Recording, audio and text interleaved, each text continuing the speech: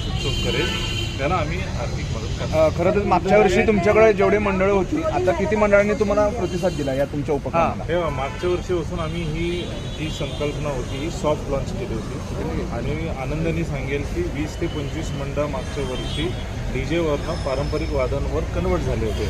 पण मला वाटतं की आज तुम्ही पाहिलं, आज आपण गणेश उत्सव साजरा कशासाठी करतो की सगळ्यांनी एकत्र यावं, या उत्सवाचा आनंद घ्यावा. पण जिथे विसर्जन मिरवणूक असते म्हणजे मुख्य आपलं पेठ एरियामध्ये किंवा तिलक रोड असेल, केळकर रोड असेल, कुंटेकर रोड, लक्ष्मी रोड असेल, आज रहिवासी जे तिकडे आहे त्या डीजेच्या त्रासामुळे विसर्जनच्या अगोदरच ते जातात बाहेर जातात, बाहेरगाव जातात किंवा आणि नंतर येतात. मग आनंद साजरा झाली आहे का? नाही. या डीजेच्या याच्यातनी आणि या स्पीकरच्या भिंतीमुळे लोकांना त्रास झाला आहे. म्हणून मला वाटतं की ही निर्णय योग्य आहे आणि गणपतीत गालबोट लागला नाही पाहिजे म्हणून ही निर्णय आम्ही घेतला. त्रास होतोच ना.